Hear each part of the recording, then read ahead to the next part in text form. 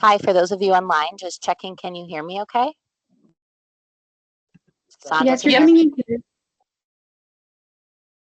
Oops, sorry. Can we just get a sound check on the other end from one of you? Sorry, I can hear you. I was having issues. No, perfect. That was great. Okay. I think we can go ahead and get started then. Are you recording, Alice? Or you want a notification, everybody, this meeting is being recorded? All right, call to order. We'll begin with a roll call. Just kind of go down the list here. Ted Gaithy, he's on vacation. Glenn DeWilly, present, acting chair this evening. Tracy Chiravalo, I believe she's out. Tracy should be joining remotely. I Oh, will okay. shoot You're still gonna go her a remote. text and make sure she knows we're starting at 6. Okay. Alejandra Cortez. Present. Present. Hi. Hi. All right. Sandra Martinbaum or Baum. Present. Okay. Kate Perkins Present. and Rudy Salakori. Is that how you say it? Okay. And Phil Struck. I did not get anything from Phil, so hopefully he will be here today. I know he was traveling last week, but Alice, maybe can you send him an email just to make sure he knows that we're starting at 6? Maybe he'll show up. Okay. We do have a quorum. So we'll go ahead and proceed with the first action. I hope everybody's had a chance to review the April 3rd and June 5th meeting summaries for those in the room. They're included in there if you wanted to take a quick second look. Alice did send those out in advance with the meeting notes. I'll just open first and ask if there's any comments, questions, thoughts, contributions to the meeting summary.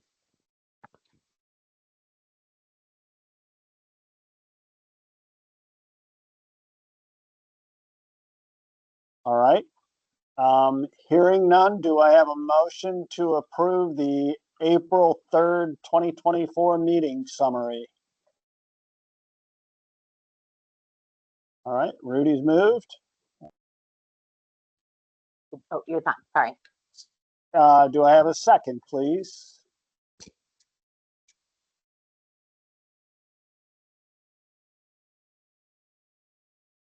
Sandra, you look like you're leaning in, ready to second that motion.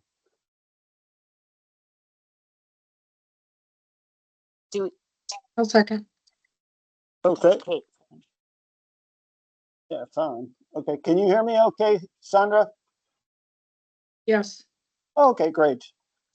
All right. All in favor of approving the meeting summary as written? Say aye. Aye. Aye. Okay. The ayes have it.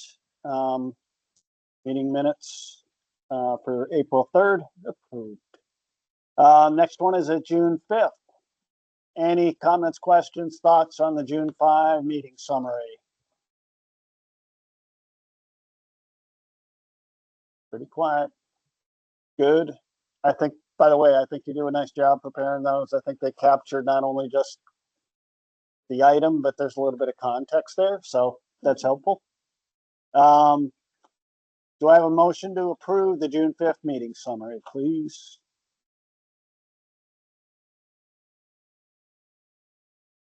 All right, so moved, Rudy. And a second. Anybody in TV land? I second. Who's that?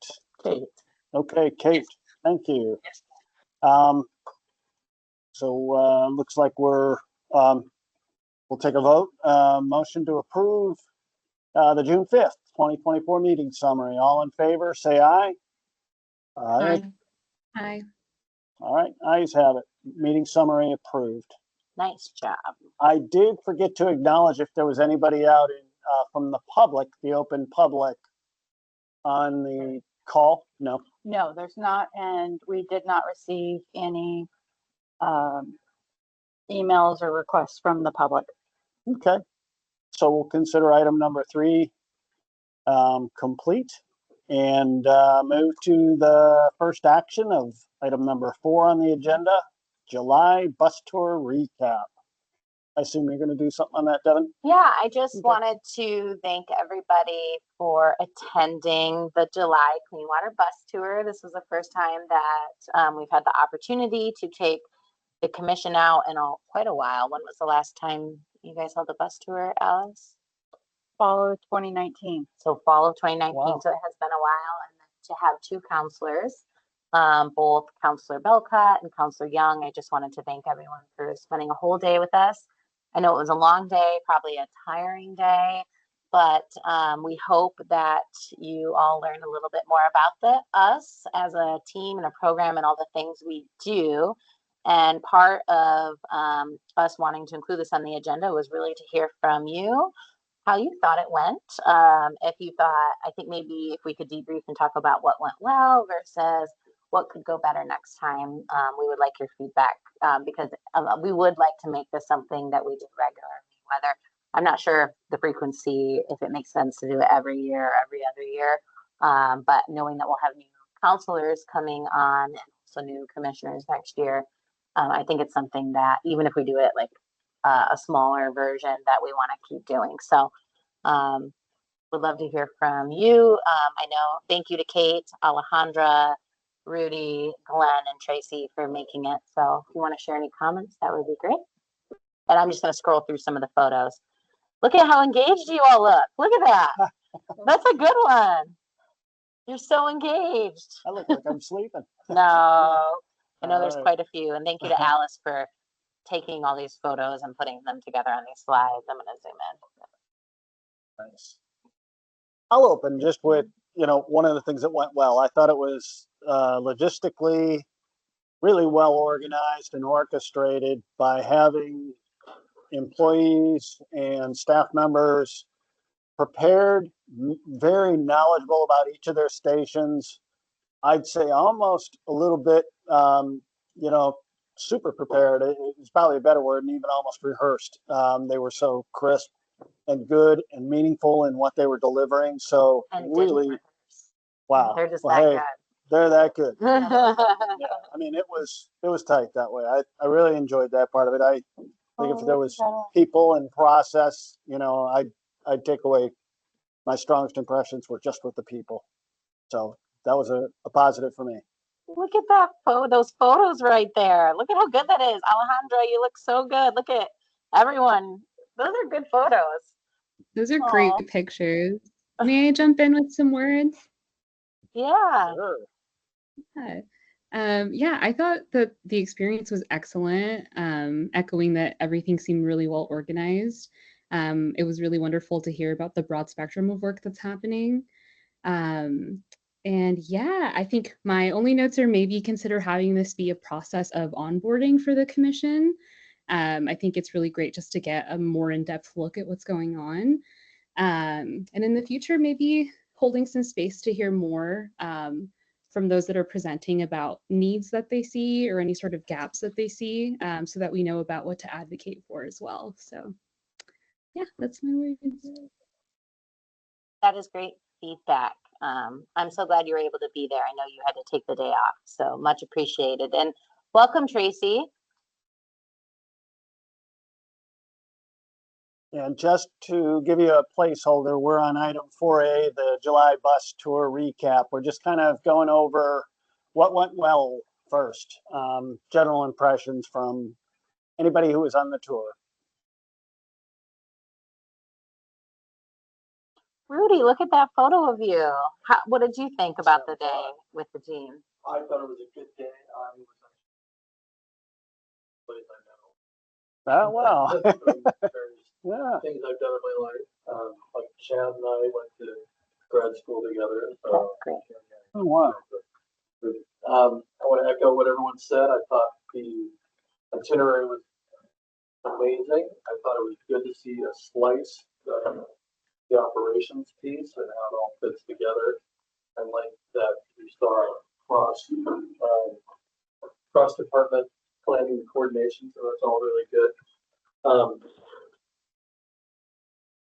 Don't want this to be a negative, but there was so much packed in there that in the future, you might be leaving yourself to calamity, because we had a minor delay and that kind of rippled out. Snowballed, So yeah. not a negative, but more of a warning. Good, yeah, it's good feedback. Maybe one thing could have been much better. Maybe. And on a personal note, it's really kind of sitting next to the window. Was it? Ooh, Okay, good to know. Should've This said is something. the I stuff would've we need slapped to you. know. I thought about it, you know, being a person of my age, all right. of my era. Sorry about that. Oh, no need to apologize. Yeah, I sat next to him, so Maybe it was I radiating shoved him off into of the- you. shoved him into the window. But you're in the sun, yeah. Yeah. Flows down the. Already out there now, so. I think it's really good because this is the only way we'll improve, right? And I think shortening the schedule, maybe less stops, definitely. And once we got behind, we could have dropped one.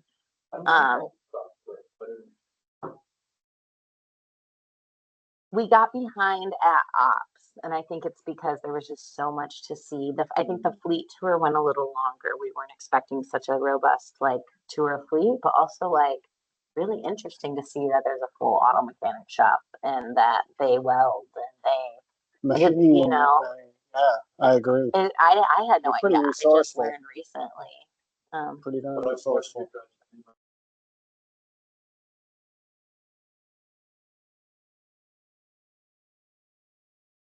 And to showcase their employees too. I thought the supers did a really nice job crediting out and, you know, really highlighting their staff. And it's an amazing staff. I was really struck in a very positive way. I shot to that note afterwards, I think. You did. Thank yep. you so much for that kind note. And the operations team, you know, we pay them $3 million a year to do all of our inspections. They do all of the maintenance. They implement minor repairs. They even help deliver some of our capital projects, as you heard at Mount Vista. And there's just a few of them, and a lot of them are just hardworking people who ended up at Public Works and have learned a little bit about drainage. And I told their boss that I would, because they made us look good, like all those little props they had set up throughout the day, like that was all their idea. Wow. And I think a lot of the team felt very, I think they were very excited to have people showing interest in their work. And every time I'm with that team, I try to thank them for, hey, I know you street sweep and it can get redundant, but like that is the first line of defense for fish. So thank you so much. So I offered to buy them pizza to show them all thanks. I haven't heard when that's going to happen, but Cool. looking forward to doing that. I did hear a couple of folks say that they were excited about being able to talk about what they do. That before they came to Public Works, they didn't know what happened. So it's a good opportunity. Yeah. Lots of videos could have been made. Well, that's why. So Paul Harris from CVTV was there, and there's some interviews happening on Friday. I know Gwen, you'll be there. I will be there, and Eric will be there. They're putting together a feature on the Clean Water Division, and the timing will be great because it'll be in the middle of September, and we're hoping that we can use it to help with our rate study outreach and just to like raise awareness of like what we do and how people's money funds that. So we'll see. I don't know what's going to come out of it yet, but yeah, he was there all day taking footage. So Tracy, I know you're a little under the weather, but do you want to share anything about your experience on the bus tour? Okay if you don't too. Hey, I really, especially of course, appreciated the nature-based solution and how excited how proud all the employees seemed. It was really wonderful. I loved that. And keep the good ideas coming. Tracy afterwards followed up and was like, you know, all that pavement out of the Alps would be a good opportunity to look at even how do we incorporate nature-based solutions into our own county-owned facilities. So, Oh, that's a good idea. Yeah. They do have a lot of hard stone. and oil and tires and all sorts of Sure, stuff. So I sure. think we're looking for opportunities to continue to work with them and on cleaning up green up pollution too, prevention. yeah, yeah. Pollution prevention, yeah, that's all good. Any other comments on the bus report or bus tour? I just wanted to also thank Alice for all of the behind the scenes work. Getting lunch and making sure anything that was left behind, people got, and taking all these photos. Oh my gosh, excellent pictures. So thank you to Alice. Oh, thank you. And I guess thank you to Public Works also in our leadership for agreeing to allow us to invest time and resources in the bus. Because unfortunately, we're supposed to be on a C-Tran bus. Fortunately, couldn't last minute. And getting their approval to rent the bus and to buy lunch was, we really appreciate that. So, Well, cool. okay. Anything else on the bus tour? Sounds like there's a comment to Kate. Do you want to share anything? I know you might be at home with baby. Yeah, thanks. First off, yeah, wonderful job with the planning and implementation. Devin, Alice, super impressed with just the caliber of the tour in terms of the stops and how it all flowed together and what we learned. And I really second what Alejandra said, which is that I think this would be a great onboarding event, a great way to really like get into what happens around the county and to get to know our county councilors and our other commissioners a bit better. And yeah, I think everybody sort of said, I echo maybe a slightly shorter day. Of course, I left halfway through it, but I was already like, woo, these guys are really going. But yeah, so just thank you so much for all your work organizing. And yeah, I really learned more about the county, which I appreciate. Thank you, Kate. And yeah, if only we could have done this sooner and more often. It would be fun too if we could figure out a way to do it like on bikes, right? Oh, yeah. That was a lot of ground to cover though. I know, maybe like a downtown tour or something. Awesome. All right.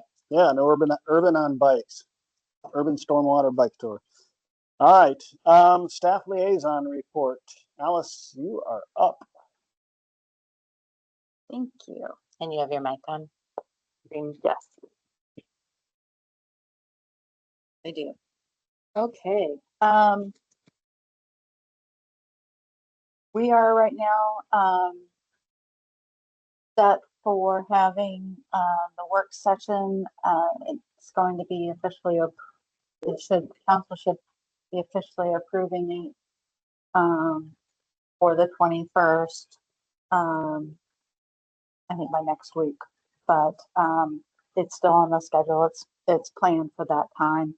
And so it'll be in the morning, not sure exactly when. I've asked to find out. It's usually after the Board of Health, but we'll, or it's the third weekend, so third Wednesday, so it should be after the Board of Health, but we'll figure that part out.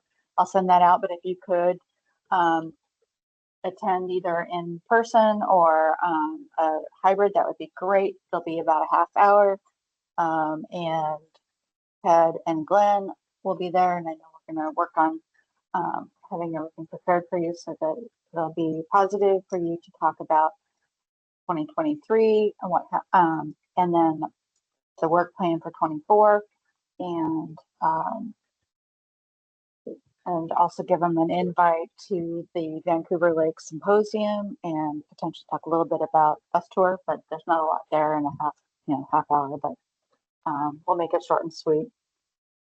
And then Can I chime in really quick? sure. I'd say that work session is also a chance for the commission to formally invite the council to the Vancouver Lake Symposium, Okay. since that is commission hosted. So that's one other thing. And as well as you can always solicit input too on what they want you to work on in 2025. So I'm just really excited that we've gotten this time with them. Their calendar is very full, and it's really your time to shine as a commission in front of council. So No anything pressure. we can do, no pressure. And I know Okay. that initially this was planned right before our study rate adoption. That has been bumped out a little bit, and I'll go over that a little bit later. So it doesn't have, it's not like week before make the case for the rate increase. So there's Yeah. a little flexibility on what you guys choose to talk about. Are we looking to do like any kind of a, simple PowerPoint or Yes. something to will have outline that. some of the ideas and I'll stuff? have You're gonna have a run start at that? Okay. Yes. And it's due at noon the Friday before. So I think that's the Next Friday. next Friday. And we have time scheduled with Mm-hmm. Ted and Glenn to go through that. You're welcome to attend too if you want to get in front of council. Any of you are welcome. And usually we do have a good turnout with the commission to attend. So Good. and it is a good opportunity for that. Wanted to give you an update on kind of where we're going with the new commissioner recruitment. Had already started planning on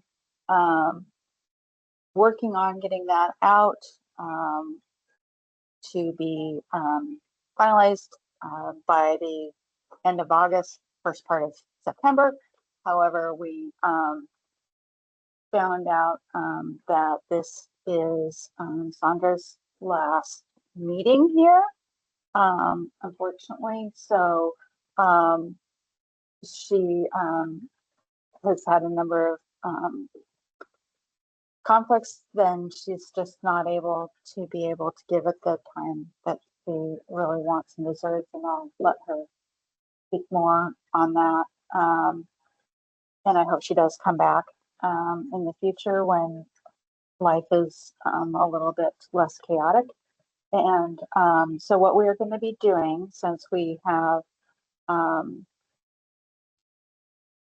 potentially we'll have two vacant There's going to be 3 vacancies. If you Well, have to seek reelection. there's the two reappointment. there's 2 vacancies that are open as of we the have a October meeting. current vacant position. So we'll have 2 current vacancies, and then it makes sense to also start recruiting for the 2025 as well, and we'll just ask council to appoint them in October through December 31st of 2027. And yes, you would need to reapply, and if you'll stay with them. hopefully. And then I do need, usually it's the chair and vice chair sit in on the interview committee, but since Glenn potentially could be a candidate, he really shouldn't be in on that. So we would like, and we have them set for mid September right now. It's actually going out tomorrow. I think is when we have it scheduled for the press release, and I've already emailed Johnny McAnally for catching the one typo. So that's scheduled to go out tomorrow, and it ends on the Monday, the 9th, I think by 5 p.m. So we can get it the interview scheduled and the selection process going. Because I would really like to have somebody, I'd like to have them approved by the October 1st. If we can get the county manager to appoint and on to the council agenda by then. So it'll be crunch time, and if not, at least it'll be for the October 17th Vancouver Lake Symposium. So is there somebody who would be interested in assisting Devin and I for interviews in mid-September? And it would be on September 18th is what we currently have scheduled. We will, last time I think we had almost 8 people apply, and I think we interviewed everybody. And then we'll have to make a recommendation to the county manager to appoint 3. So Glenn, are you anticipating seeking reappointment, or are you still deciding? Yeah, generally, yes. So I have to go through the application process again, submit a resume, go through an interview like everybody else, I would assume. That's my understanding. Okay, and so when it goes out, go ahead and just submit as another candidate. Yes. Okay, good. Yes. And I think that's probably best practice in the event that we have somebody join who's not a good fit. You're a great fit. It's still a competitive process, but we No, I cannot wouldn't- just yeah. reappoint existing. So Fair enough. Um, I just want to make sure I was doing something that complied and, totally. matched what your expectation was. So so. I'll go ahead. Sandra had in the comments, she's really sorry. And and it looked like, for the bus tour, that it was a fabulous experience and opportunity to learn so much from, amazing public works experts. Alejandra wanted to know, what would the time commitment be? It would just be reviewing the, applications and then, doing interviews. There's usually a little pre-meeting interviews, and then, afterwards, a short meeting afterwards, hopefully to make a decision on who we, forward it on to. So it's not a lot of work. And I think our interviews were 30 minutes apiece approximately. And so if we have 8 candidates, I would say up to 4 hours. And we had like 10, 15 minutes in between. So there was enough there. So at most it'd be, 6 to 8 hours, including, 4 hours, hopefully. including reading the resumes and the applications and all of that. So, I mean, and that's on the heavy side, but The other alternative is that if there isn't anyone available, then the commission could choose to allow Alice and I and our chair, Ted, to move forward with the interview process and potentially leverage a staff resource. And because I recognize this is a volunteer commitment, so we do at least have the chair. And so no hard feelings if you're not available. I know it's time is precious. Yeah, And you're let's going to be just- getting married, so. Yeah. Yeah, so I guess that comes down to Kate or Alejandra. Are you interested at all? And, maybe we'll give you, if being on the spot is uncomfortable, if you could get back to Alice or something. Yeah, I'm interested, but I'd like to get back to Alice to confirm. I just need to make sure it makes sense for my schedule, if that's okay. Thank you for Great. considering. And otherwise, is everyone okay with us moving forward? Just with Chair Gacy and potentially adding one additional staff person if necessary. I think that makes Works for me. sense. Okay, awesome. Works for me, and I would say the most important thing is that you recruit allies. If you know somebody who would be good to apply, push the recruitment out because we want to get 3 great people in those slots. So active participants who care a lot about clean water. Yeah, good. And then I wanted to let you know about project I'm working on in writing an environmental justice plan for the Pollution Prevention Assistance Program, the PPA. Eric talked a little bit about it on the bus tour, where we go in instead of wearing the regulatory hat, where how can we help you get into compliance, but also do the right thing, because people want to do the right thing most of the time. So and we're looking at having that. It'll be ready for sending out to ecology in the Monday or Tuesday after Labor Day, so that first part of September. And I would like to see if there were any clean water commissioners who would be willing to review. It's we're viewing it as a working living document. We've never had anything like this, and so it's just setting kind of a ground level. And then we're going this next phase of our contract PPA contract is actually doing some transcreation with focus groups on specific employment categories and language. Most likely it's going to be Spanish speaking mobile lawn care. And so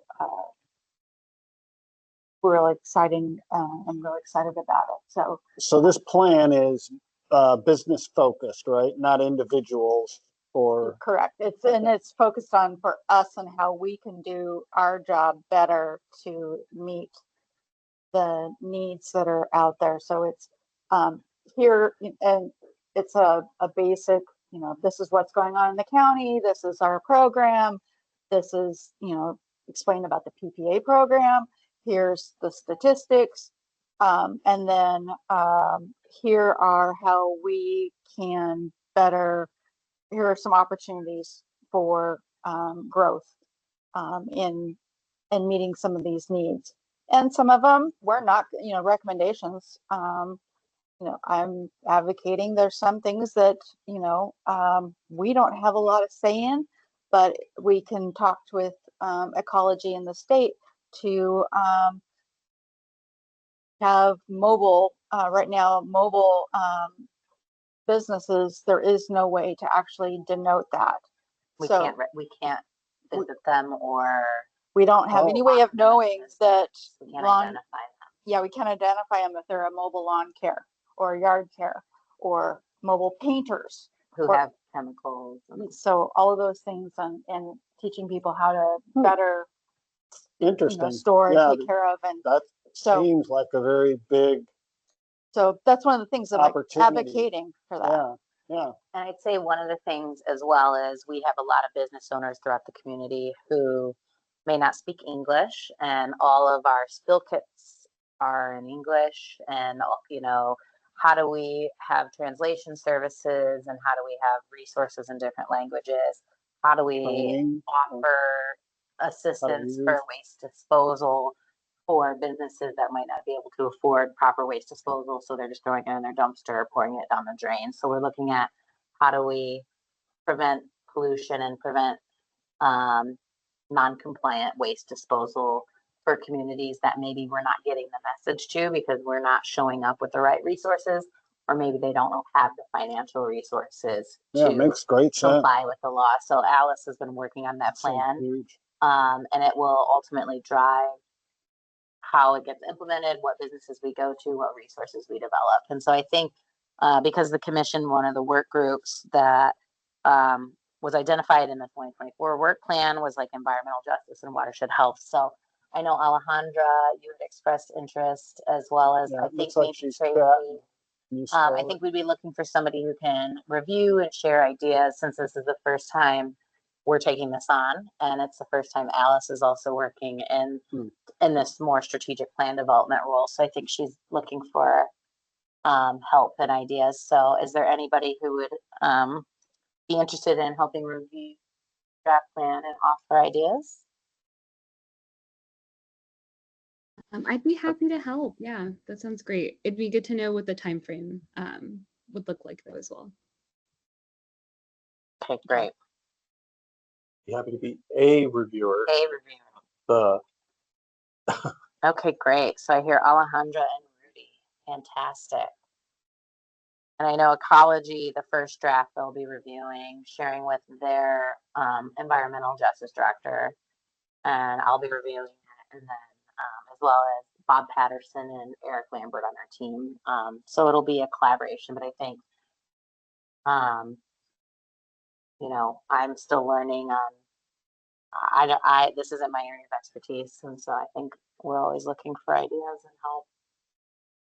It's great. I think it'll be good for the county, right? Yep. And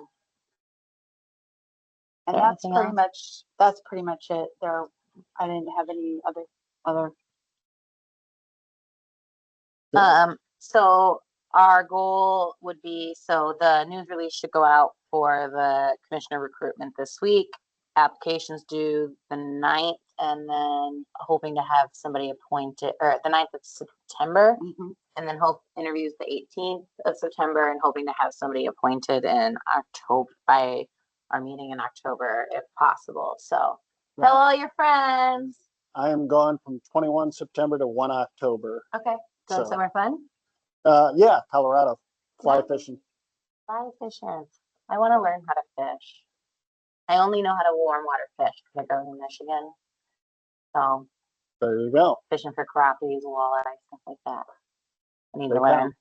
I'm a dry guy. I'm a dry fly girl. All right, the eat on top. I love it. All right. Any questions for Alice? No, I think Alright. that was a good update. Are you doing the work plan? Yeah, we can go into that. Okay. But you want to kick us off? Yeah, sure. In terms of 2024, a couple of big items there. You know, we've already covered the environmental justice, I think, piece of that. But I think we're subdivided into several different work groups. And the first one, obviously, the rate study support.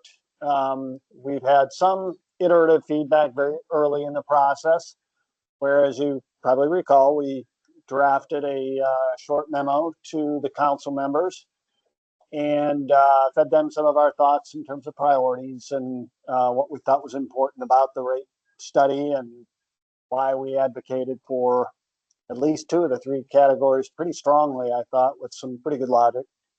And then I think, you know, as you kind of uncoil what happened in the one-on-ones and some of the behind-the-scenes stuff, we'll better be able to understand what next on the rate study. I think something, like you said, some things got shifted a little bit. So we'll keep working that. I know Ted's been involved directly. I've had some interface there. Is there anybody else that's a part of that rate study? I'm trying to think. Bill. Who-wise? Bill, that's right. Yep. And he didn't join at all tonight, did he? I No, think he, okay. if I'm recalling, he wasn't able to make the bus Ah. because of family reasons. He was out of state. So Okay. I'm assuming he's still out of state for family reasons. Gotcha. Okay. Next up, the Vancouver Lake Symposium is pretty much going to be, I think, like the cherry on top for 2024. Really, it's being modeled, I think, somewhat after the Lacamas Lake endeavor. I briefly exchanged notes with Ted about it, and I've seen some dialogue going on about, you know, lining up good speakers and building a meaningful agenda for that. And it, you know, all things said, I think it's shaping up to be a, you know, from a multi-dimensional aspect, a really good engagement, because you get some of the policy side, some of the technical stuff. You get subject matter experts, you get current consultants. Herrera, I think they'll be a part of it too. So folks like to, I think, engage those kinds of entities directly and get a little bit of Q&A going. And those seem to really, I think, excite the public and engage them a little bit more. I think it's a really good and a meaningful way to outreach. So I don't know what we're doing in terms of kind of starting to hype that and getting the word out. You want to search Share on with that? you. So we had a meeting with our chair a couple weeks ago before we went on vacation, and we agreed that we were going to send out a save the date by August 16, along with speaker invites. And so I've been working internally to get that out, and I know that County Council already has it on their calendars, and then we'll be using the work session with them in August to invite them. So our plan is mid-August to at least give a 2-month notice that, and it's already been advertised to our technical advisory group, which are a lot of the audience that we would want there. And then Alice did a tour today of the facility where we plan to host at the Vancouver Water Resources Center. We've also submitted the staff report. In order to rent a room, we have to get that signed by the county manager. So she has submitted the staff report to get the signature to reserve the room. So all of the logistics are in place. We have approval to order lunch. And so one of the things that we've been talking about is when the Lacamas Symposium was being held, there was no way to RSVP. So we had no idea who was coming. And so that's one final thing that we are putting together to make sure that when we send out the save the date that we're able to capture and keep track of who's coming. And last time we really focused on targeting implementers, whether that be everything from volunteers all the way up to decision makers, and everyone in between. And so I think we can have up to 100 in the room. So really hoping for a good turnout, and it'll be a full day. Thank you to Chair Ted for his vision on that. And so I would say stay tuned to see that invite go out, and the invite will be sent on behalf of the commission since it's a commission event. Perfect. And it will be held as a special meeting of the commission. And last time to meet OPMA rules, we also had to make it a special meeting of the council because all of the council was there. So I suspect that we'll have political Quorum. leaders there. We'll probably invite the port commissioners as well. So, and then ask them to give the welcome and opening. Nice. Yeah. Good. Yeah, I'm really looking forward to it. So lots happening on Vancouver Lake. We have a few more updates for you guys All right. later on. Super. Code revision work group. I think that's it's cooking along. I guess OTAC just got onboarded yesterday. Is that So stormwater? this is somewhat different. So Oh, this different, was yeah. related to the revising the code regarding what the Clean Water Commission does. And so when we yeah. surveyed you, and this was a big interest of the last commission in updating the code. We haven't heard as much interest from this group. We still think it needs to be updated. The timing, though, that we think it needs to be updated is with the adoption of it's related to the fee and the rate. And so we want to time it with the rate adoption hearing. And we actually already have edits from the first round that the first commission had reviewed and was comfortable with. And so we'll bring those to you and see if there's any additional edits. Who volunteered for the group so far? Do you know the Nobody. members? Not a soul. Not a soul. So that's why I was saying it was a really big, and I think there's a lot of reasons I could say it was, I'm not going to go into that, but it was a big interest of the last group.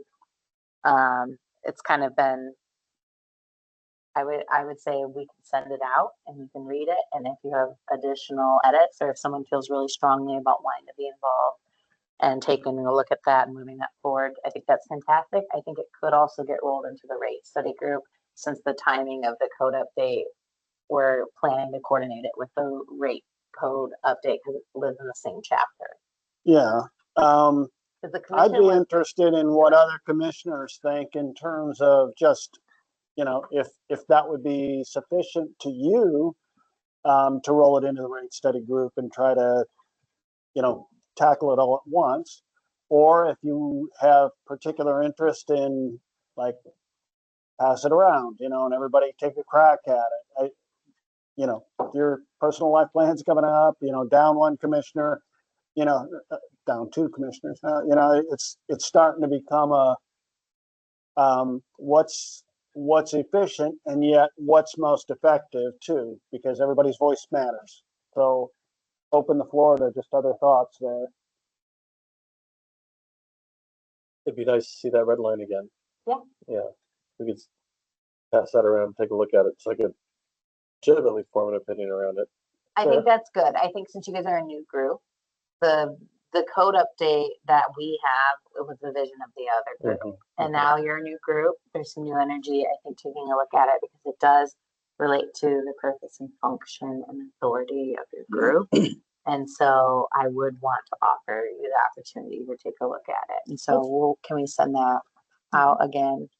Yeah. Give you guys some. Kate or Alejandra, you guys okay with that? Just doing a pass it around, throw a quick 2 cents in and get her back to Alice and then culminate with the rate study as an approval point in time?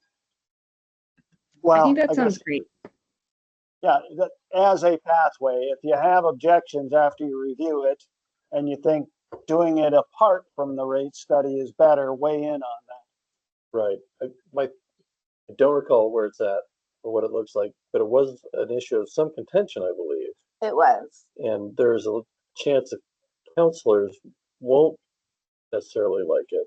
Or am I I remembering would that wrong? say, if I could speak to this, I would say No clue. it was contentious because it was coming from a place of the commission having questions about who are we, what is our function, what do we do. There was not an active division manager, and they were interested in expanding the scope of the work of the. There was a lot of interest from the commission in influencing work beyond the Clean Water Division. The Clean Water Commission was originally formed to be an advisory group to council on the clean water fee, on the rate.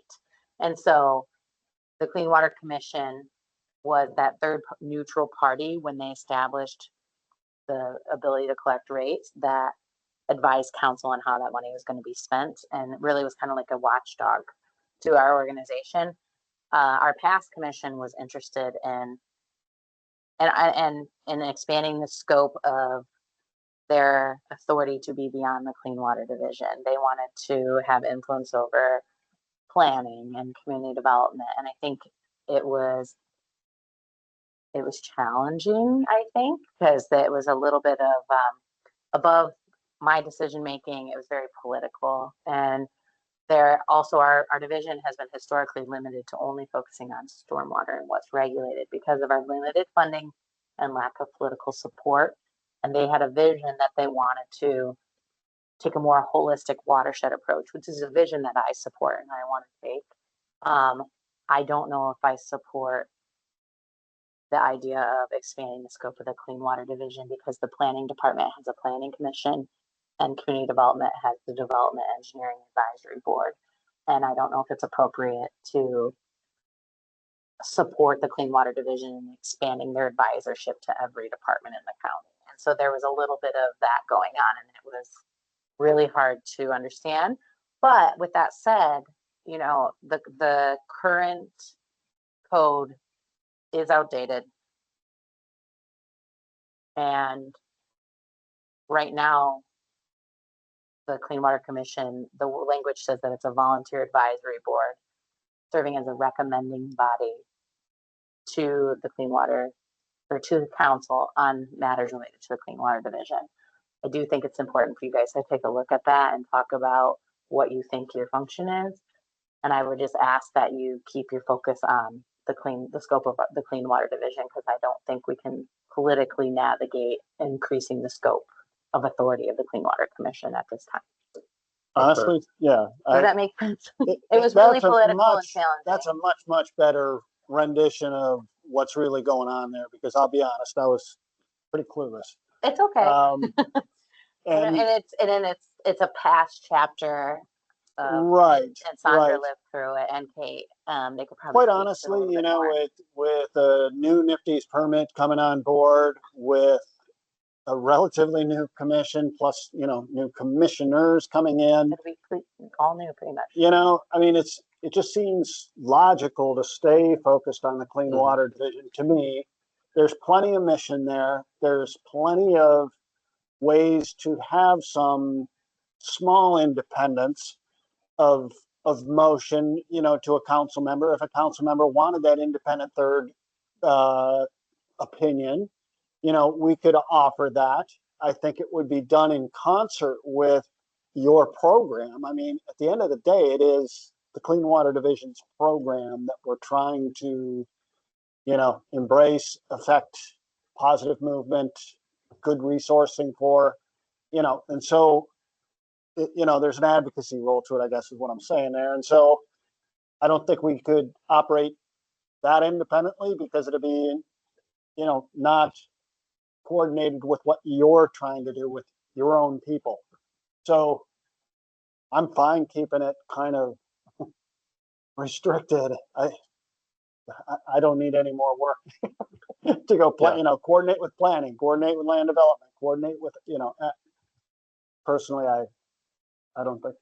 Yeah, that makes sense. I guess I asked the question originally because to see if it made sense to have those two things going concurrent rather than together. I would not want one dependent on the other. Yeah, that's a good question. And maybe if I think part of the reason we saw it concurrent is because they both live in 1326A. Okay. So Concurrent all of thought, all of the language around how the fee is calculated and why and our authority to assess the fee is then coupled with the Clean Water Mission's function to be like the watchdog of the money and to approve our budgets and the work that we do. So I do think it would probably be good.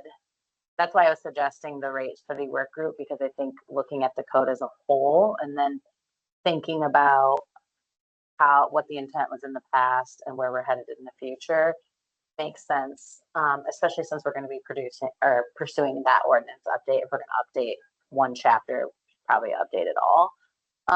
However, I do want to hear your vision for, after Sandra vacates her seat, Kate and Ted will be our most senior commissioners. And so there will be 7 new voices and visions that I think we need to talk about. And I do think we can achieve the mission of, like, on the bus tour, we had the director of community development there. We could have a meeting of the Clean Water Commission and DEEB, which is Community Development's board. We could have a meeting of the Clean Water Commission and the Planning Commission, which is community, they guide the planning decisions. There's a climate group right now. We could get everyone together. I think there's a way to achieve that holistic systemic coordination without increasing the authority of this group, or Yeah, just to be expanding scope, cognizant of the other actions that there's are other going groups. on Yeah, in these other domains, And and then coordinate. for us to be coordinated with that. I Yeah. think that would be as far as I would want it to extend. yeah, and Yeah. I think there were some challenges with those boundaries, and why the code revision became such a hot priority, and Okay, stayed in the work plan. So all right. we will make sure you have it so you can read it and understand it and develop your own opinions about it. All right. And then if you would just set a reasonable, suspense for, hey, need your comments by X date, put out a reminder on Y date, and Z, it's back in your hands with feedback and then ready to be teed up for rate studies, da-da-da-da. Okay. Okay. Sounds good. I think that's pretty much it on the plan. Anything else? Well, I think while we're on those topics, it probably makes sense for me to jump to my updates on those topics so we don't have to Sure. so maybe I'll start with a short update on Vancouver Lake, since we talked about that first and it's a little shorter. I'll come back to all this good stuff. Sorry about that. Are you going to do the new stormwater permit tonight, or? I don't have to, Okay. but I could. I was planning to, but I was thinking there's more congruency with, since we're on lakes right now, I realized we probably should have just coupled these updates, and they'll be short. That sounds good. Okay, Yeah, I was just trying to see time-wise, what, We're an if hour. anything, would slip or whatever. Yeah, Good. that just came into effect on August 1st. Right. So yeah, we can always send you I think Alice sent you the memo. Yep. On She the did, I saw that. changes. So Yep. just a quick update on where we're at with Vancouver Lake. So as you guys know, we kicked off our technical advisory group meeting on June 12th. We had over, I think, like 40 people come, 25 at RSVP. It was big. And that kicked off our focus on the beach management plan. Our next meeting is focused on flushing enhancement, and that will be held. It was going to be on August 14th. It's been bumped to September 18th, and so I plan to send out that correspondence. But I do want to highlight a little bit about what's going on with the beach management plan. It's been a learning process, the pilot, and kind of what would I call it? Proof of concept. In some ways, the beach management plan was focused on planning, permitting, and mobilizing treatment, and implementing treatment and monitoring effectiveness. And the original intent of the beach management plan was to establish a roped off area with that was separated by a boom, the surface scum from the beach. However, we heard from our own permitters that we would have to go through an 8 to 10 month shoreline approval process just to put like a boom in the water, like a temporary floating boom. And now I think that has resulted in Friends of, I think, realizing that the rowing lanes aren't permitted technically. They don't have an HPA. So they're now going through the JARPA process. And so unfortunately, essentially we were told because of shoreline regulations, we couldn't put the containment boom in the water. So we had to make a decision. Do we just not treat or do we treat and see what happens regardless, not knowing that it may not be as effective because we're not able to prevent the mixing. So we moved forward. And what I can tell you is that the news was very interested. We've now implemented 2 treatments. We took pre and post results. This is hot off the press. This hasn't been announced publicly, but we have seen a slight decline in microcystin pre and post treatment, as well as a major decline in the total LG population. And that's taking a sample right before treatment and 15 minutes after. And what's really great too is we've now done it 2 weeks in a row, and visual observation of the water looks clear at the swim beach. And I know you were at the tour, so you got to hear a bit about this. So the contingent on the results or the monitoring that they took Monday, we think we can lift the advisory on Friday. I will say we had some challenges because the whole intent was to not have an advisory at all, but I think we heard from our public health director, Dr. Melnick, that he was concerned that he wasn't sure if how microcystin would react or potentially release. So out of precaution, they left the advisory in place. What we're seeing from the pre and post monitoring is that there was not a spike. But what is exciting is we're getting a continuous LG tracker installed, so we'll be able to see what happens for longer periods of time. And so I know Alice sent out the clip. I was going to show it, but you guys have it in your inbox. It was highlighted by KPTV. We're not going forward with treatment because right as we're doing this, we're developing a protocol. One, there's numeric criteria for monitoring thresholds that might trigger us to treat, or if we see a visual scum, we decided that's a reason to treat. But also we made a decision to treat the previous week because it rained, washing nutrients into the lake, and the weather, the heat spiked towards the end of the week. So we based on weather, we knew that the conditions would be conducive to a bloom. And so I wish I would have put the pre and post pictures in, but really excited. We implemented treatment for the first time. I think the good thing that's happening is coordination between public health, parks, and clean water. And the only reason that an advisory was implemented on the lake this summer was because we did the treatment. So far, the algae levels actually haven't gotten to the level that would have normally caused a closure. So that's a hard thing to communicate to the public. But out of extreme caution, Dr. Melnick was like, no, we have to put an advisory just because we don't know. This is our first time. Otherwise, there would have been no advisory before, technically from the numeric criteria.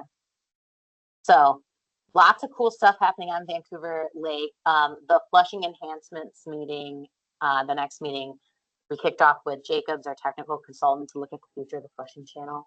I can't wait for that work. I think it's going to be super interesting.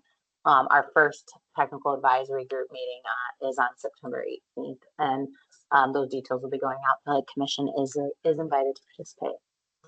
So those are my updates right now on Vancouver Lake. We're also getting an update on where they're at and some early recommendations around the long-term governance structure. And just so you're aware, in the rate study, we've asked for $100,000 a year for lake treatment activities, which is a drop in the bucket. We originally had 200,000, but we had to make some slicing and dicing. So unfortunately, that was one of the things that got reduced because it wasn't a permit requirement. But having $100,000 a year for lake activities is a lot more than what we've had ever. So we're really, I feel good about that. And yeah, that's the updates I have on Vancouver Lake. Are there any questions before I move on? Is anyone planning to come on September 18th? Yeah, as long as I'm packed.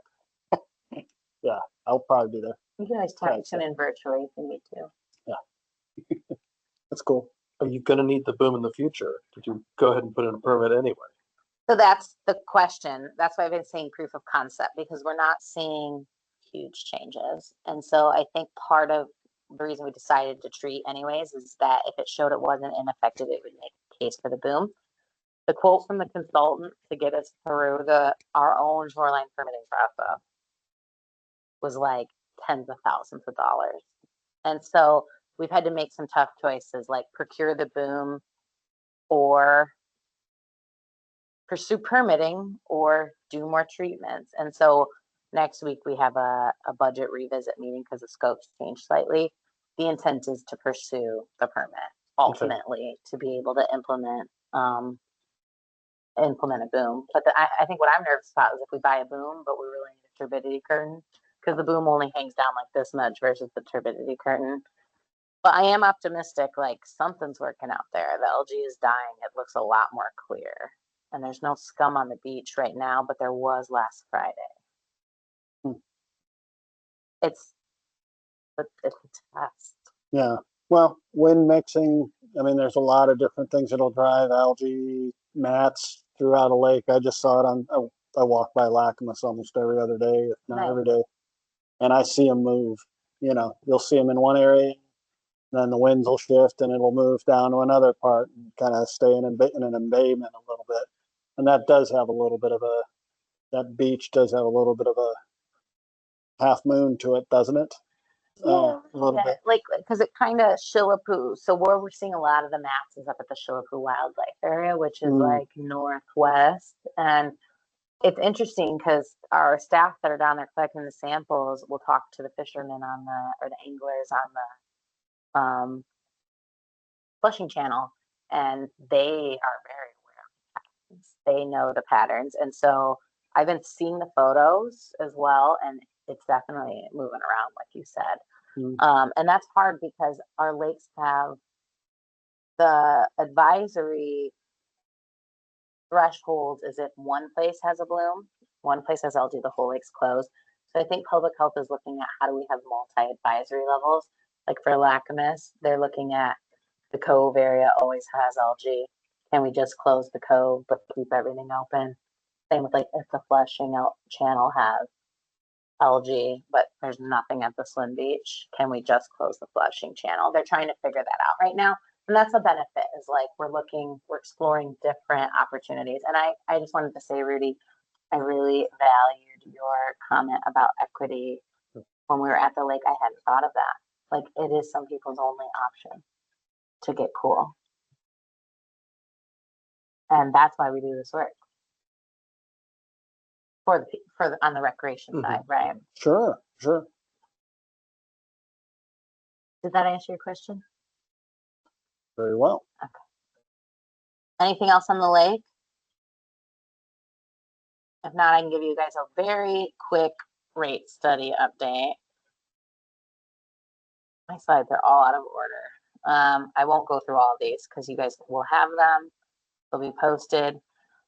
So we had one-on-ones with council the day before the bus tour. And then we went on the bus tour and then we had a work session. So it was like a marathon. So what we had heard from council, so a lot happened and I just want to give some context. So we had a work session and we had one-on-ones back in, I think it was July. May. And it wasn't sounding great. We also got a letter from Department of Ecology that they asked we transmit to the council, and the letter essentially said, we've been watching your work sessions. We noticed there's a lot of service gaps. We recommend that you fill these gaps. As a reminder, you can be audited at any time. We plan to audit all communities within the next permit cycle, which we actually submit an annual report each year. And council was not very excited about that letter. So you will recall I sent an email asking us to pause, and it was because we were already felt like we were in trouble. And so politically, it didn't seem strategic to then add another letter of recommendation or public testimony on top of that. We actually rescheduled our work session to just kind of let things cool off. Um, I won't go into much more right now. However, the next time we went back to them, what we presented to them, and you'll probably see this in the paper, is that we, well, I'll take a step back. We then just had recent one-on-ones with them. They went really well. We heard general support for mandated rate. We heard that a lot of them are very interested in the recommended rate. So that would be enabling us to do things beyond only what's required, and that would be historical. And that includes like proactive asset management. That includes all sorts of extra stuff we've never been able to do before, like lake management. We also heard there's some that are interested in even some of the additional activities, and we're just so where we're at now is we've been asked to give a full spreadsheet of everything to council, all the detail which we have, what the regulatory requirement is linked to, how much the total expense is, how many FTEs, and they're going to take a look at it. And they've requested that we have another work session with them for them to go through every single line item. And we anticipated that this would happen. But overall, like the message was prioritize, do more with less, focus on those mandated services, look at different service delivery models, phase where you can, and look at different revenue sources. What was really exciting is that we presented this $50.2 million funding gap to you guys. Like, holy crap, that is a real gap. But then we were asked to combine our service responsibilities into fewer FTEs. We trued up and fine-tuned with maintenance our costs that because we were working off of estimates. And we also phased implementation. We looked at what can we do later, and we actually even like got rid of certain investments. And from that exercise, our team we were able to cut $14 million. We still think we need to do those things, but we cut them. We were just like, we're not going to achieve these 5 years. It was really hard. But then we were told, go look at other revenue sources. And through that process, we learned that our entire capital plan, we have the real estate excise tax that we're able to use to spend on our capital projects. We also have a fund balance. Our program has $13 million right now that is in our balance. And so we're going to spend it down and Let's get keep down. a reserve. We're keeping a reserve. So we're spending down 6.5. 6.5, but somehow after reserves, it leaves us at about in 2029, 4 million. There was a scenario because our reserve that we have is like 3 million. I don't know how the math works, but it does. And it's a very complicated forecast. We're going to spend down approximately $1.5 million a year. That number might actually be wrong because it is $1.5 million in fund balance a year. Yeah, my apologies. And then we made some assumptions around grants, and this is a low estimate because, and then we have, and I'll tell you why. Reimbursables and interest, we have contracts with Ecology. Our monitoring team gets paid over $1 million over 5 years to collect that data. We have that pollution prevention and assistance program is actually a contract, a service we provide for Ecology. So we identified $18.5 million in additional revenue that we weren't originally incorporating into our rate model. So that brought down our funding gap to only 17.9 million.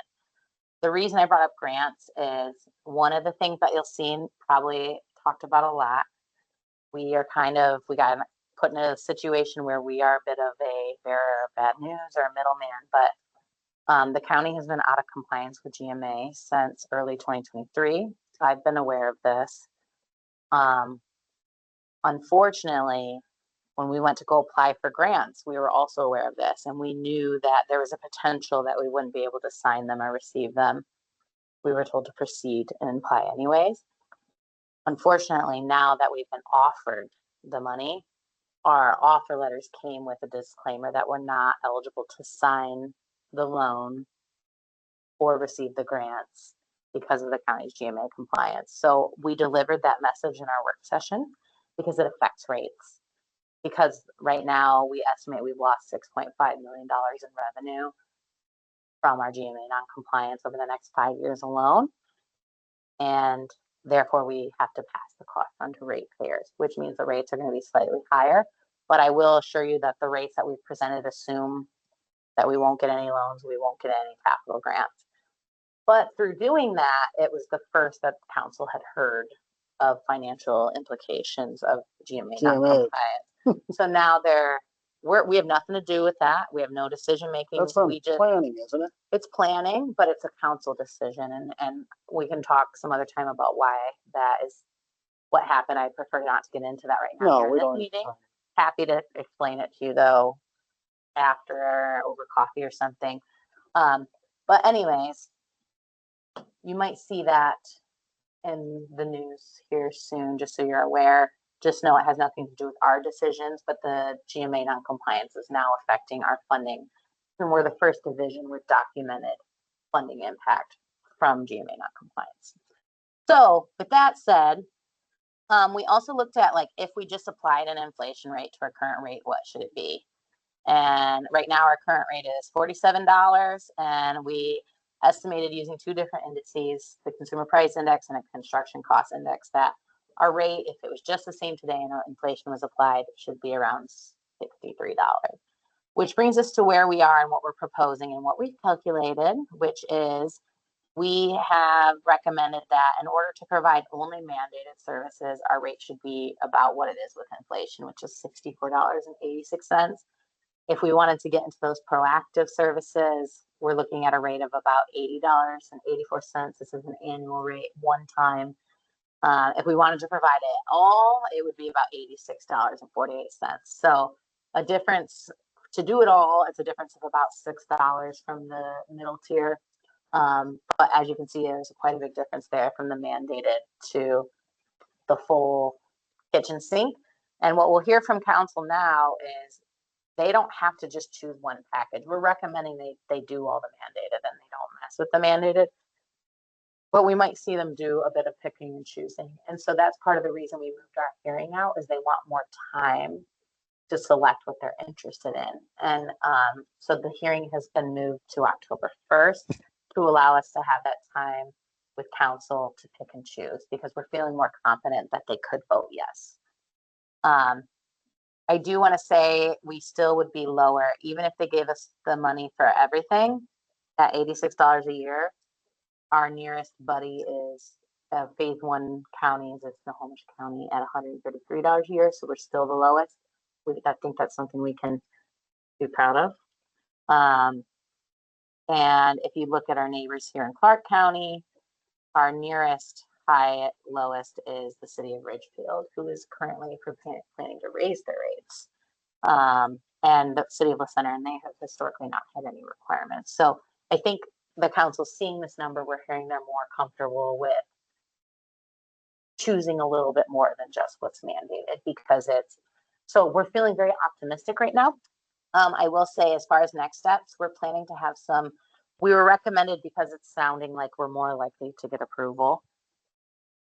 Oh my gosh, I'm so excited. I got to keep my fingers crossed, knock on wood. We're going to have public listening sessions on September 11th, 16th, and 19th. The 11th will be in person, the 16th will be virtual, and the 19th will be in person. We're hoping to have one in the Salmon Creek area, one in the Battleground area. September 25th is going to be the final work session with council, where they get to say this is what we want, and we're hoping to adopt the rate on October 1st, and that will be ahead of the county manager giving their budget recommendations. So things are looking good. So you asked, what can you do?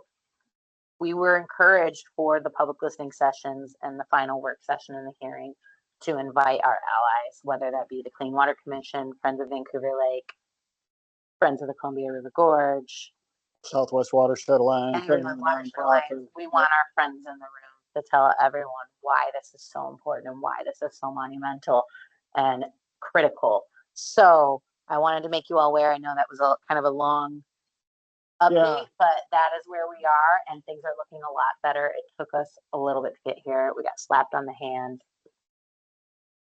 Is there anything preventing you from sharing the mother of all spreadsheets with the commissioners No, I'd be happy. And when we share it with council, it'll be public. And we are parsing it down a little bit so it's digestible. There's a lot in there that probably look like budget coding and stuff. But I Yeah. will say that there is a small list of, I've included a short list of starting years for what it is, if it's mandated, what the service is, and what the total cost is. But what we'll be also sharing in addition to this is the regulatory requirement, and then The FTE the implications. FTE implications, and they're very interested in it. The county is hesitant to allow us to have more FTEs. Right. They want to be very mindful and aware. So if you're requesting that, I'd be happy to make that available to the commission as well, so I'd you can see it all. Personally be interested, sure. Yeah, I think that would be great, and that way you're aware and you can. Yeah, I heard him ask for it at the meeting the day after the tour, so I was thinking, well, if we're supposed to be this independent body that they could come to, I'd rather be prepared than not, and at least Yeah. coordinate, hey, this is, I'm getting some heat on this one. What do you, A versus B, so I'm not doing something contrary to where you want to be headed either. Yeah, and I'd say we want it all at this point. I mean, Sure. we would highly recommend not changing any of the mandated services. Those are the top priority. But I would also encourage you, like, as a commission, you can write a letter and you have the free will to show up and make public comment whenever. I think I asked you as a courtesy last time because we were talking about organizing. Chill a little bit. Right. Right. I was like, it was not good. And because I think the letter from Macaulay was perceived as a threat, and they were nervous about us talking about all these gaps publicly. Right. And it is a liability. So at this point, we would want you, we would want, any of these dates that we have, those listening sessions, the work session, like, I would say any willingness to give public testimony, either verbally, you can join online or in person or write a letter. You could do it as individuals or as organizations. I think we would welcome it. Okay. It would be helpful. So that is the update. And so these are in the slides that will the short list, and it's in the work session slides, but I'll get you guys the more detailed description. I will hesitate to go through those now. But I think that really concludes my update on the rate study, unless there are any other questions. Nope. That's it for Okay. me. And I know that it's 7:30, so almost 7:30. So I will do a time check on whether or not of the agenda items, if there's anything that you're really hoping to hear about, or if there's things that you'd rather have us provide updates over email.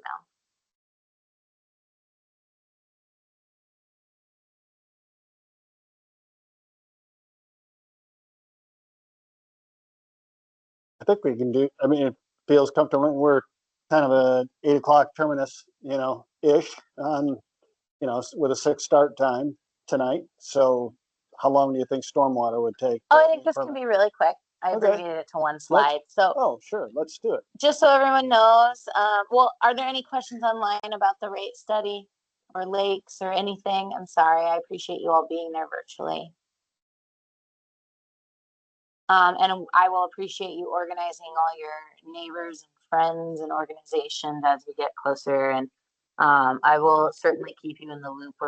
We had to kind of pivot because we were planning to do listening sessions back in June, and then things weren't looking great.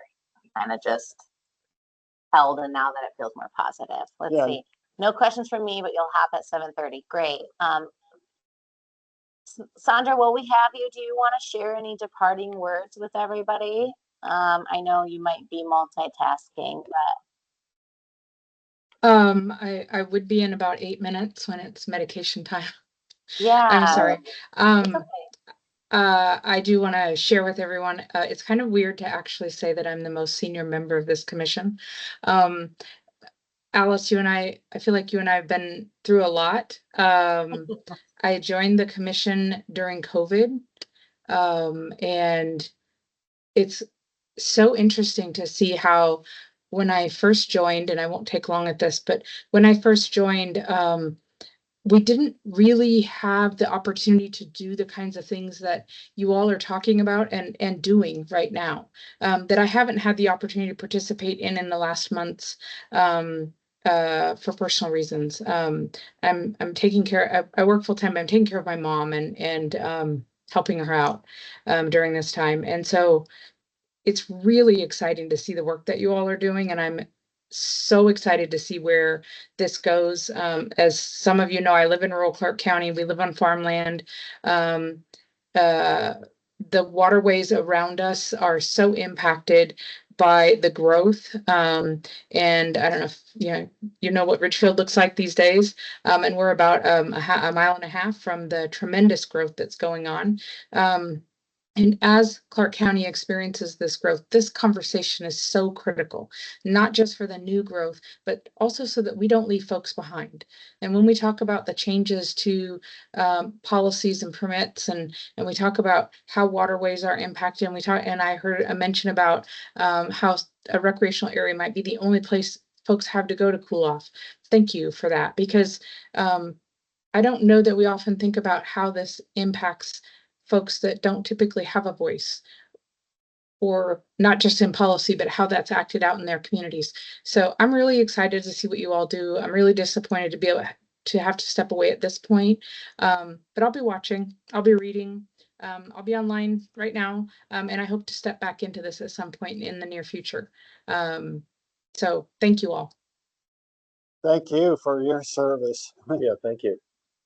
Thank you, Sandra, and it's been a pleasure getting to know you. And I think one of the best things we can do in life is figure out how to say no. And you've done your duty and given lots of service through a really, what I've heard was a really hard time for the Clean Water Division. And I thank you for sticking through it. And we hope that when if you're ever interested in showing up, or if you want to stop in, you're always welcome. And we know that we have an advocate in you. We'll keep you posted. We'll miss you, but wish you all the best with your aging parent and your very difficult job that you have. Oh my goodness. So Well, it's a job, but one thing that actually gives me so much hope and promise for you all going forward is I really feel like this group has such tremendous leadership right now, and I'm super excited. The conversation that was just going on this evening, there's a lot of excitement and energy, and yeah, this is amazing, and I'm looking forward to supporting the work that you're all doing around the rate increase is very, very important, and can't wait to see packed rooms. thank you. Wow. Thank you. Thanks, All Sandra. right. Thank you. Have a good Sandra. evening, everyone. Thank you. You too. Thank you. Bye. So, oh man, it's hard not to end on that note. I will just say the driver of our program is the permit requirements, and our new permit just went into effect August 1st. There's a lot of new requirements. I was summarizing them today. It expires on July 31st. We are required to develop a stormwater management plan annually, and this is what is our work plan for. This is essentially out. We do this every year. It says what we're going to do. Right now, ours is like 150 some odd million pages. Vancouver's is 25. So we're talking about how do we reinvent our work plan and make it more digestible so that people understand what we do.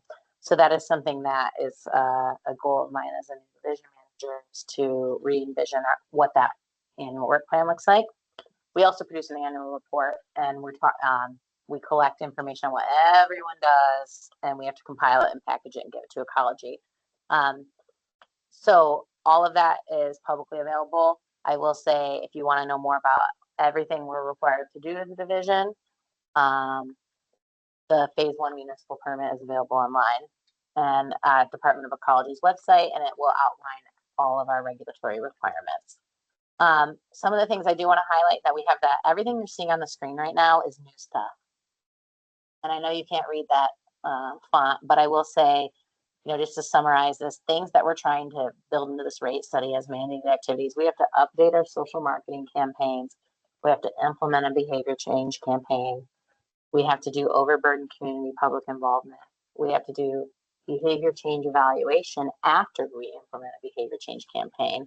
We have to develop new education on PCB source control, BMPs for property managers who are washing windows on buildings of certain sizes. If we see anyone power washing, to pull over and tell them what they need to do to keep that water out of the drain, or if anyone demolishes a building.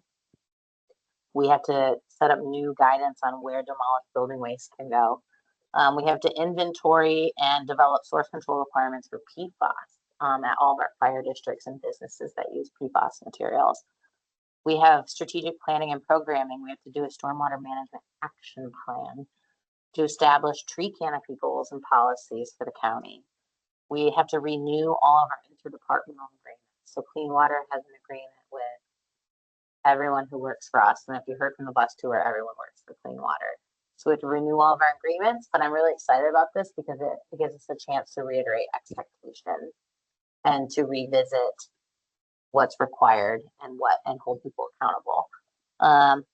We have new expense reporting requirements. We have to report on how much money we're spending on everything within the permit.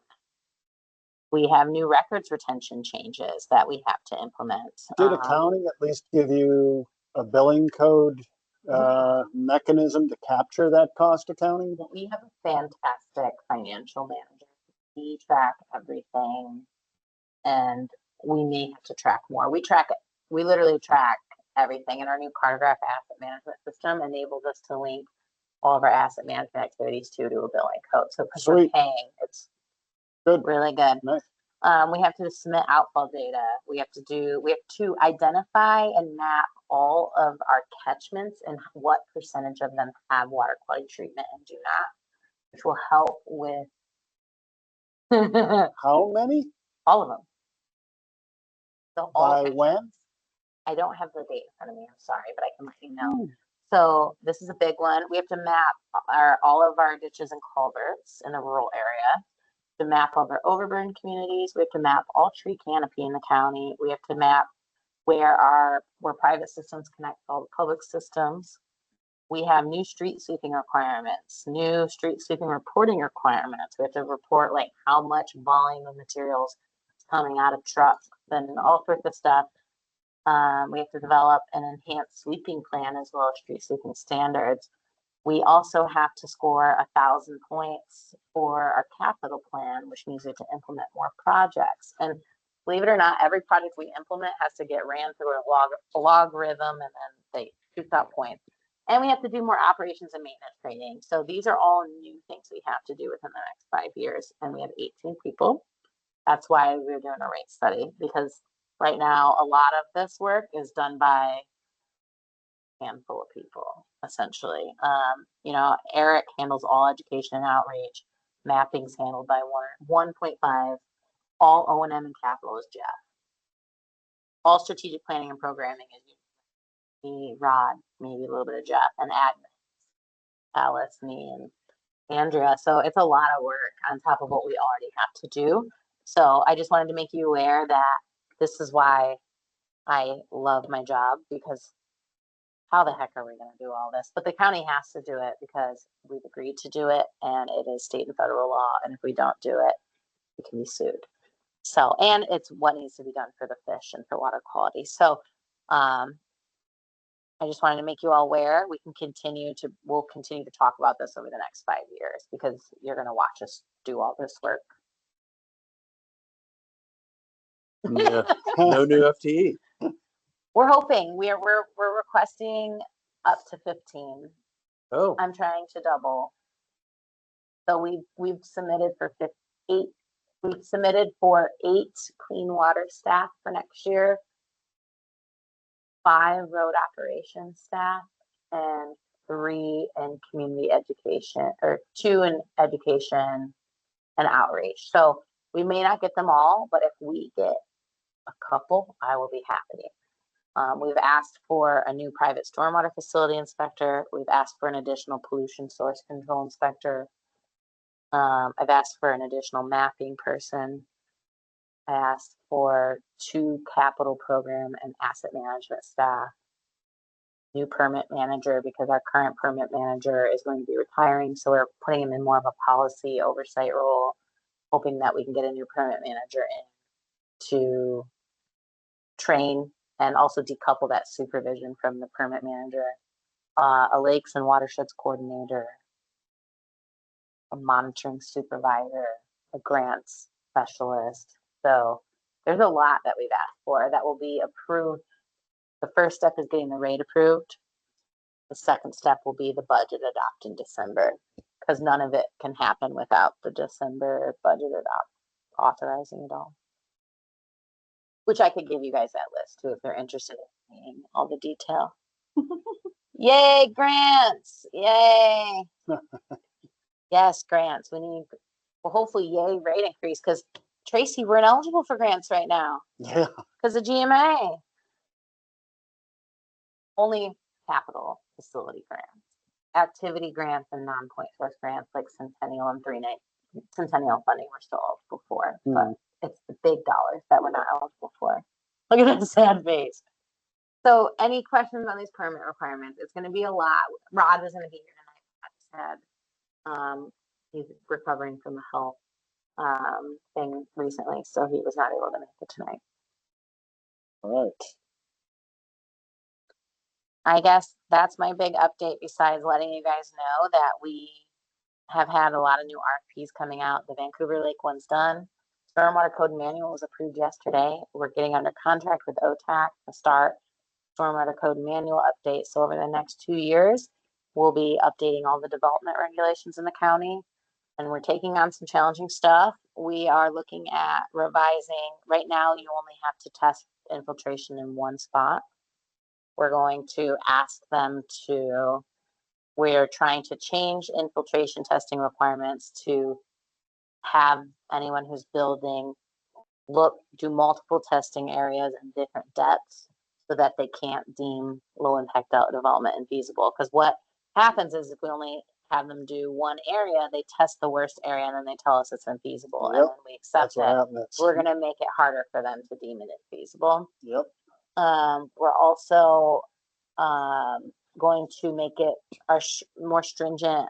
We have some facilities that have been built in areas where we have a groundwater table. So the groundwater mounding with the stormwater is causing the water to back up into the system, and it's either water standing all the time or it's going to be coming out of manholes. And so, and that's happened because there hasn't been enough groundwater mounding analysis done in the development engineering process. So we're looking at changing what the threshold, making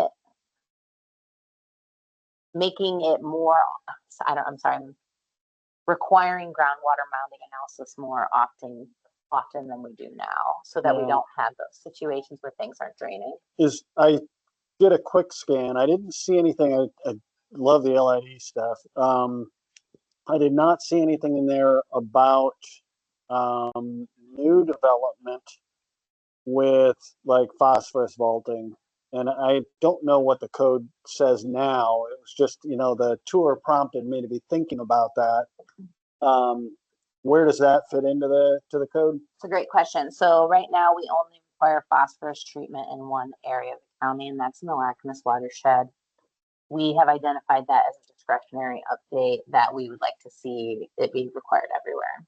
Yeah. And so that is something that we will be asking our consultant to incorporate. I will say that because it's code and manual, it has to go through the Development Engineering Advisory Board, which is all the development community, and through the Planning Commission before it can be approved by council. So what we're proposing is going to be very contentious. Mm-hmm. Oh yeah. All of it. Yeah. And but it's like if we don't start attacking source somehow, somewhere, all these non-swimmable waters that unfortunately that's the only place they can get cool, they're going to be done. They're going to be trashed. So I agree. Somehow, some way, we got to get at it somehow. And I think that's something that we've heard Chair Medvedew is very interested in. He said it on the dais the other day. He was like, if we can get phosphorus treatment in every stormwater facility, I want to see that happen, you know? Got a So, long O&M tail there. You know, getting it in the vault's not bad. It's just and we want to do paying it. to maintain it. Yeah, we want to do it, from a public side, but what I think you're getting at is it's not required for the private development except in Lacamas. And I think minimally we want it to be required in the area thing to Vancouver Lake, but ultimately it should be everywhere, in my opinion. So that is, we have required changes that ecology says we have to make, and then we have discretionary changes where Rod has been just tracking things like Scrivener's errors and things that we're not required to change it, but we have the option. There's also new VMPs being proposed for really deep injection wells. We are taking the stance that we don't believe they're appropriate for Clark County because of the Troutdale Aquifer. And so we are actually going to put language that prohibits them instead of enables them. So that will be a difference between us and the state, because the state's enabling the use. Yep. There's also new thresholds for redevelopment and new thresholds that require, or they've lowered the threshold for stormwater required in redevelopment projects. And so there's a lot of really cool stuff. We're about to kick that off. I will say also the county has a bunch of standard details, which are like plug and play schematics that anyone can take. And Tracy says, I wish green builders would be required to be more green. Yes, me too, Tracy. Yeah. So we have these standard details that anyone can grab and plug and put in their plan. And then they can say, like, here's my engineering. Those have not been updated since 2008. So we're going to be simultaneously updating those so that any of the plug and play designs match the latest requirements. So that's going to be a lot of work. I don't know why I tried to take on all the hardest things all at once, but we're going to do it. We also have a new RFP. We have 600 bioretention facilities that need to be repaired. We hired McKay Spacito to develop a maintenance plan approach to address those bioretention facilities. That'll be done by February, and then we want to start fixing them. And what was really cool is Ecology was like, we want to give you a ton of money. We think you have a cool project. Unfortunately, we're ineligible now. So it's something we have to deal with. And then later this fall, we still have the Stormwater Management Action Plan, which is like, we have to pick a watershed and intensively study it. And then we are looking to do some preliminary design for a project on Suggs Creek and Salmon Creek. So that's kind of like the last update on all the big things we're doing right now. I just want to continue to thank the commission for being a very positive, positive supporting voice through all of this very difficult work. There are going to be lots of fights to still fight. Because yes, if we get a rate increase, we're still going to have to advocate for approval of every single line item in December through the budget process. And the manual, which I think is the most important thing we can address, is going to be for kicking it off, and that'll be a 2-year-long process to take on while implementing all the new requirements. So I just want to say it's really great to have supportive voices, and I hope that as we recruit new commissioners that we get 3 more awesome people to continue to support us. Maybe, and I'm glad you're going to be seeking a reappointment. I don't Are you sure? Yeah, you've been a great addition. Yeah, I really appreciate your positivity and supportive nature. That is all I have for you today. So I'll hand it back to you. Yeah. I'd be interested if there are any, any other items that we want to discuss. It's kind of an open the floor, open mic, not a gripe session, but just a round table. Thoughts, comments, activities, things that we should be thinking about for the the 25 work plan. It's not too early to think about that, right? So It seems like it's written already. Yeah, No, that, given all those yeah, requirements. yeah, So. right. it isn't too early because you guys only have like one more meeting between now I and know. then. It goes fast. What do you think? For 2025, Yeah, what would you like to see? um,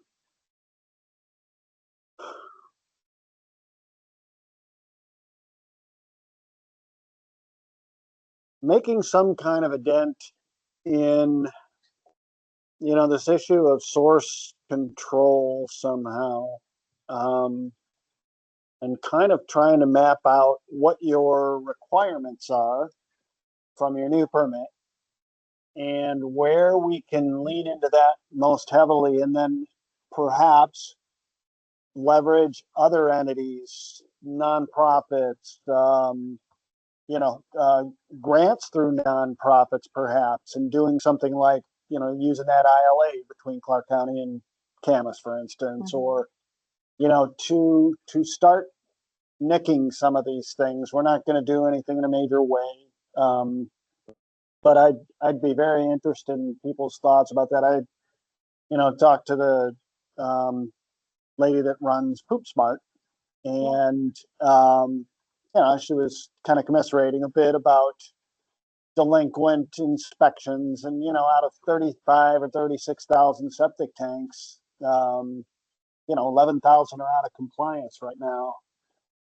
That's $150 fee. That's a lot of money, I realize, and some people just don't have that, or discretionarily they choose not to do it. But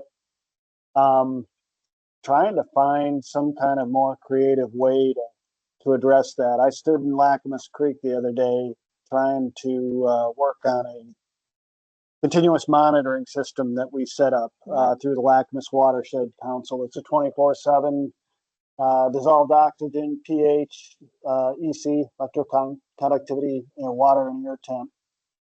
And the algae is so thick in there. If you dropped a Secchi disc into 6 inches of water, you would not see it. It's that turbid. It's a greenish, milky white color. I splashed some on my arm and wasn't thinking about it, and got home and I had 2 red welts where that water hit me. The pH is neutral, so it's not acidity. I think there's an extremely high bacterial count in there. We're trying to get bacteria added on. So we've got a price in from the contractor, Infinite Labs. We fronted $1,200 to put the station in this year. We're trying to get creative and find other grants, or, the ILA as another possible funding mechanism for it to really make this thing more robust. And it's just, standing in that water and smelling it and seeing it. And it's just like, this is what's feeding Lacamas Lake, 75+% of the load, the nutrient load. And it was just, I don't know, it was just kind of an aha moment for me of like, we got to do something more about this. So that's my passion plea about it. I'll shut up though. Yeah, my passion too. That's what I started in. And, I wanted on that note, we have been responding to a data request for Ecology's alternative restoration plan for Lacamas. So currently we have our GIS team characterizing all of the number of parcels, how many have septic systems. So we're compiling that data right now. So that would be really awesome to talk more about. So I'm hearing pollution source control. I think that's a good one. Do you think more just source control, or are you interested more in like the outreach, the technical assistance, or the funding or enforcement? Yeah. Well, I'd be the first one to say it's a lot easier to catch, flies with sugar, or whatever that phrase is, like, let's try and incentivize it somehow and create the education, the awareness first as the base layer. And then especially back to Alice, your comments earlier about the equity and, social justice stuff, maybe there is a way to work in something that, hey, we'll cost share $75 of that $150 inspection fee. I don't know where that money would come from, but I mean, maybe that's how we kind of work a thought of an education, or, pollution prevention assistance Mhm. into something like land ownership. That's why I asked if it was just private entities at first, because it seems to me that $150 doesn't seem to be the barrier. I think it's just perhaps a resistance to government telling me what I'm going to do with my yard and my septic system, perhaps. And I don't know if you're going to change that by carrots, that one may need sticks. So, Yeah. you know, I don't know. That's, So I heard you say education, outreach, incentives, enforcement as it relates to pollution source yeah, yeah, control. yeah. I like it. Do you have anything? That sounds like a lot of work. Tracy says agreed. It is a lot of work. Yeah. Well, listen, Yeah. we're not. But I mean, this is just, you know, spitballing and getting a whiteboard up and I'm not what's saying top it's of too mind. much work. I'm saying that sounds like a lot of work. just in Yeah, and of yeah, itself. So, fair, fair. Alejandra or Tracy, do you have any things that you're interested in or you want to add for future discussion? Alejandra says same here.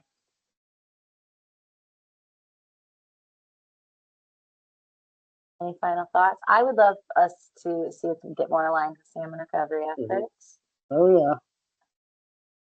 I Not would a bad also thing. like to see us focus in on enforcement and understanding like chain of command and response, and Yeah. that's something that I'm interested in. Yeah, I'm wondering, you know, with this tree canopy initiative under the permit, how you'll characterize what constitutes, I know there are programs that translate X number of feet of height and planting distance from stream to give you Y amount of shade and X amount of decrease in temperature. I mean, I know there are water quality programs that do all that. I did it in the Chehalis for a while. But I'd love to see something actionable, like an outreach to some of these watershed groups that are looking for, hey, how can we get involved? You know, what's meaningful? Because I know the stream team for Clark County PUD was doing a lot of tree planting work, you know, for salmon restoration. But, you know, once you get that canopy designated, maybe that's, you know, maybe there's some kind of a vehicle that we produce to discover opportunities for your watershed group to participate in, I you love know, that. in lifting our tree canopy or, That is something that I know Eric Lambert is really interested in too. Like, we don't have an urban forestry program here at the county. We have reforestation on legacy lands, which are like the greenways. We don't have like a official, you want to increase tree canopy on roads or in your yard or in parks. So that is a whole blank slate area for us to work on. okay. Looks like Tracy's got some wicked smart ideas here she's going to share. Yes, we can get trees into urban areas where people don't have relief from heat. Yes, my I house like it. stays cool from trees. I like it.